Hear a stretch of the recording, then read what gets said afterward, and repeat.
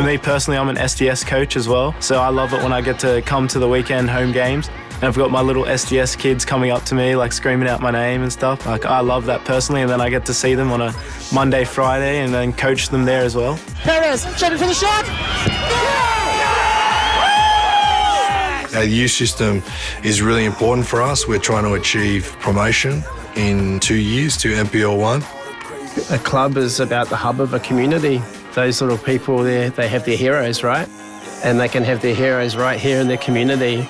It's not just on watching English Premier League, it's like right here, a place where they live.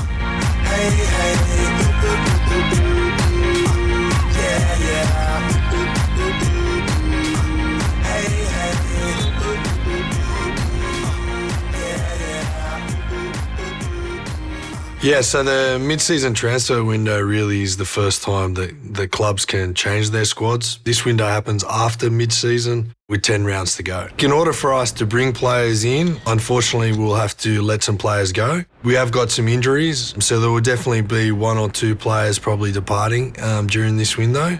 Unfortunately, Millie Popovic, who we signed at the beginning of the year, got an ACL really early on in the season, so he's not been available for us. Richie's done a great job, but we'll be looking to bring somebody in probably in that space to help Richie. This window will bring about some really exciting opportunities for us and the team based upon the discussions that happens, but you know, we're really excited for this back end of the season, and we really hope that we can bring in some really key players for us to help us. A very warm good evening here from Barton Park as we get set for this National Premier League Men's New South Wales fixture between St George FC and the Sutherland Sharks.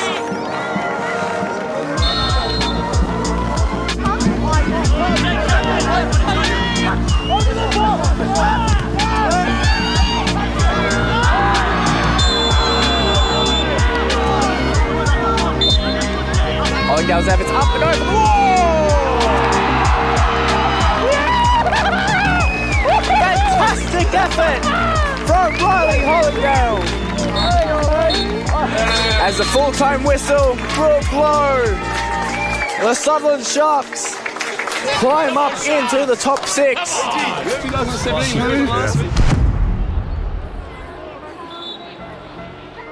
Hi, my name's Ryley Hollingdale. A midfield for Sutherland Sharks. I'd say I'm good on the ball, aggressive off the ball, and hard worker. So my journey so far with football, I started when I was 5, I think, with Como Janelli FC, just my local. Then I was here 10s, 11s, 12s, 13s, 14s, and obviously I played here like all my youth. So me and my brother were here. So this was pretty much my second home, like back in the day. So it was, I don't know, a bit of a homely feeling to come back, and sort of no other option for me, to be honest. For me personally, I'm an SDS coach as well. So I love it when I get to come to the weekend home games and I've got my little SDS kids coming up to me, like screaming out my name and stuff. Like, I love that personally, and then I get to see them on a Monday, Friday, and then coach them there as well. Having that connection to sort of just the club, I think it's huge. Helping the youth from SAP and JDL, and you know, and because they're the pathway for this club. You know, they're going to be the next first graders coming through, and I know a lot of the first graders are training the SAP players and stuff like that. So yeah, I think guiding that pathway for them and showing them the love of football, why we play football. Our school programs have been really well received. We've delivered over 9,000 passes to our local clubs and local players, as well as delivering our holiday camps too. NPL football returns to Seymour Shore on a clear Saturday afternoon. The Sharks return to home comforts in as good of form as they've been all season. They have a chance to do something they haven't done in a very long time tonight. Put together 4 consecutive wins in the NPL New South Wales men's competition.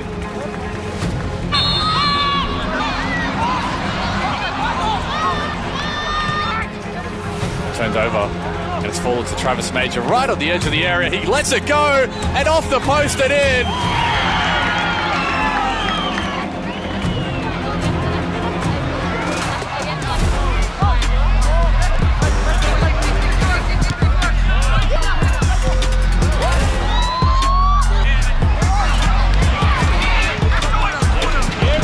From Korai Tanaka, and that's a good ball up ahead to Another goal coming maybe for Travis Major, and he puts it away. What is that defending?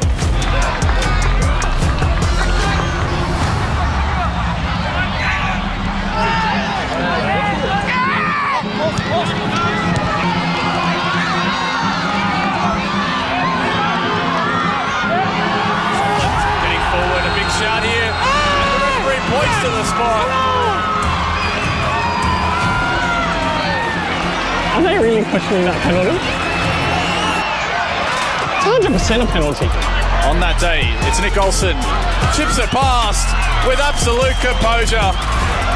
Ice cold from Nick Olsen.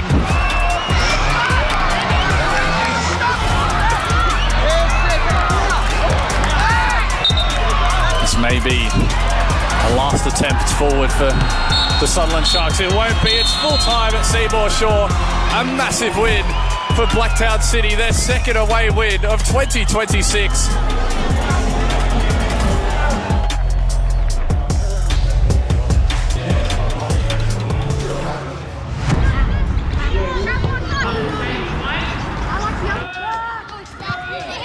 Our youth system is really important for us. We're trying to achieve promotion in 2 years to NPL1. In the JDL space, James Webb's heading up our JDL teams from under 9s to under 12s. And our goal there is really to achieve gold status as a club, rated by Football New South Wales, which is a really important piece for us to achieve. There's over 13,000 registered under 18 players in this area. So it's important that we reconnect with those and we strengthen our pathway and strengthen those youth teams, because those will be the next generation for our first grade squad. My name's James Webb and I'm the Technical Director for the JDL here at Sutherland Sharks. So the JDL phase of development is under 9s to under 12s. So it sort of bridges the gap from community football into the youth phase. So it's the sort of first representation of representative pathway here at our football club. Between the ages of 9s to 12s, it's prime time to develop. It's a golden age of motor learning, so building their technical toolbox. That's why it's so important to have it at this age. We have a player model that we develop, which might be a little bit different to, say, the community space. One of the progressions that we've had with our football club over the last sort of 6 months has been the implementation of the Clubhouse app. So this supports player development and the compliance aspect from Football New South Wales. It just heightens our ability to provide a better development experience for the children. My name's Kiki Naumoff and I'm the head of youth football at Sutherland Sharks Football Club. So I oversee the under-13s to the under-18s. I'm also the under-20s head coach, so it's good to oversee that transition from youth football into men's football also. We have our young ones in the under-13s who are transitioning from a smaller field and smaller players per team into the 11 full-sized game of football, which is very interesting dynamic. Then we've got our sort of middle age groups in 14s and 15s who have adjusted. They're obviously growing as young teenagers as well, so we go through those challenges also. And then we get into our 16s and 18s and we start to really focus on that transition into men's football and being super competitive. Yeah, I think it's important that we give our coaches the freedom to work within a certain framework that we give them and we provide. I think that's really important for a club to have a clear DNA, which we've worked really hard on over the last 12 months to build. So for any player to move up and play or train in the age group above, there won't be much change apart from experiencing different coach and different players around them. We develop the holistic footballer in person, and I think we try and develop the person before the footballer.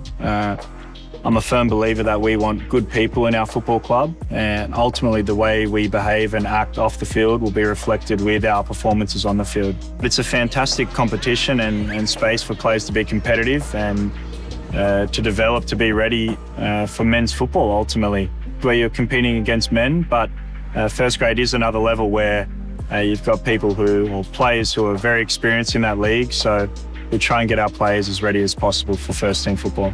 Well, I think for me, like, a club is about the hub of a community. You know, it's a focal point. Those little people there, they have their heroes, right? And they can have their heroes right here in their community.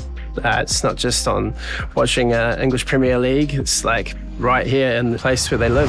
Oh, good afternoon, NPL Men's New South Wales fans. It's already been a big day in Australian football, and thanks for joining us here on the Football New South Wales YouTube channel for the first of 8 games in NPL Men's New South Wales Round 20. We are in the heart of Western Sydney at Wanderers Football Park.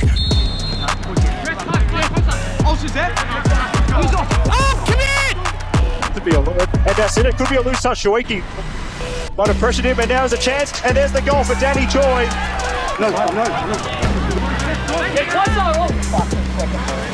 That's a great ball by Olsen to Choi. He's away here. Danijel tucks it away and double Sutherland's lead. What a ball from Nicholas Olsen. Go! Hey! Let's go! Let's go!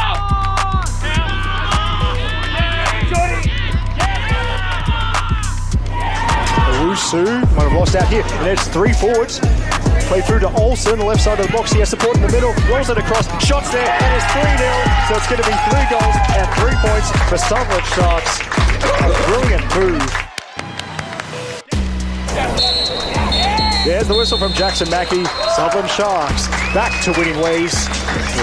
An impressive performance and 3 goals. They defeated the Wanderers Academy by 3-0. Yeah, we lost to these guys in the first round, but it feels amazing to go back the second time and get some revenge. So 3-0 is definitely a bit of a statement for us. So it's good. We've had a bit of a slower start to the year than we would have wanted, but sort of in this mid part of the season, coming towards the end, we've been stacking up some good wins. We've had some tough losses as well, but we've rebounded well, I thought, and yeah, we've been keep going, so it's good. When you get that space, be direct, have conviction with what you do. Yeah. If you see the goal, shoot. If you can drive, drive. If you can pass, pass. Just whatever you do it quick. The coaching part I love. It sort of locked me into the part of the game I'd forgot about a little bit, is just like all the details, the improvement. Yeah, for me, teaching all the little things that I wish I sort of knew when I was younger, or the stuff that helped me most, it's quite fulfilling. It's quite nice, yeah. I think it's super important, yeah, especially for my sort of career path. You go through the ranks, you go through the levels, and you pick up experience each step of the way. So yeah, I think it's really good. They always come and support first grade as well. So I think it's great that everyone can be part of it during the week, and then by the weekend they can sort of join as a community type thing. A lot of the same faces around in the stands or on the field, and then they come into the change room after a win, or they're screaming out your name on the sideline. It's pretty cool. Yeah, they love it. They get into the change room after a win and they're just going crazy, going berserk. But you see them during the week and they're training and they're working hard. Yeah, it's pretty cool to see some kids with a similar story to me, or basically spinning images of me. They've grown up in the Shire, they live close, they've come up similar ranks, same ages to what I was when I was here. Being one of the younger boys, it's good to be able to sort of reap that experience from the other boys. I'm trying to get into as many people's ears as I can for experience, tips, just trying to improve myself. Obviously a new experience for most of us, coming to a ground that we've never been before. Whenever it's a small tight pitch, first and second ball becomes really, really paramount. To touch, limit our dribbling in tight areas. Same as last week, we'll just operate in that block C for most of it, ruthless in both boxes. Round 21, NPL New South Wales men's competition. 1, 2, 3, shot! Get it!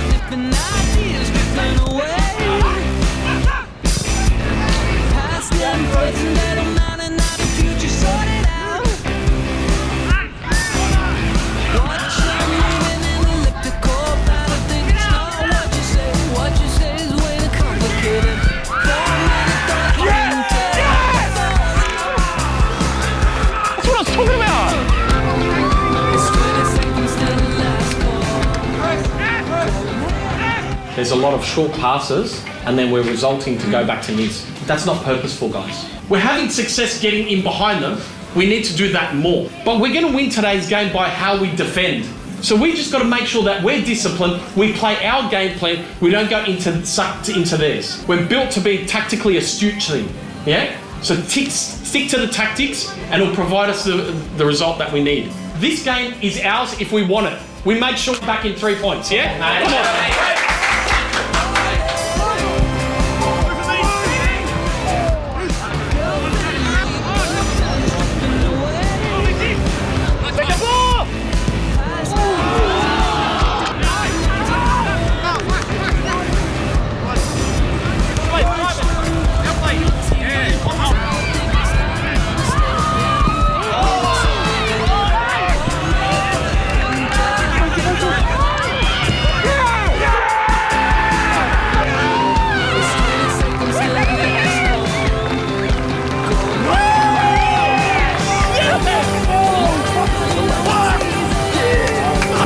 those link-up men. Right on the ball of the last few weeks now. Tarek Maya from halfway!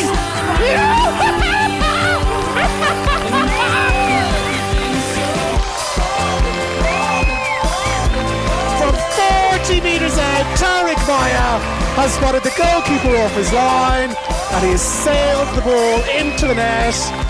The referee says that will do us. A terrific late win here for the Sutherland Sharks. Late goals from Tarek Maya from 35 metres out and Jordan Perez with a beautifully driven shot. We obviously had a really good run and then we lost to Blacktown, and it was really important for us to bounce back really quickly. And now, since that loss, to have 6 goals in 2 games, just really, really pleased with our discipline. It's a pretty surreal feeling because you come to these sort of games, you always have to try and play your best and get 3 points, but to score a very, very similar goal, it's a good feeling, and especially at the death to get the 3 points here, especially in a very critical part of the season, to get us into the top 4, at least to the finals. So it's a good personal feeling, but also a good moment for the team. We've had a couple of long-term injuries. Unfortunately, Millie Popovic did his ACL 30 minutes into his season. So we've been without a different type of striker up front that offers us something different. Richie's been fantastic for us and been really good at pressing and getting in behind. But sometimes when the game asks for something different, we didn't have that another option. We've brought in Diego Bolina. It's very different to what we have up front. And already today, you've seen his ability to link up. He almost got a goal himself, so really looking forward to his development throughout this team. Cool. And there'll be one more signing to come. Vanilla runs laterally. Oh!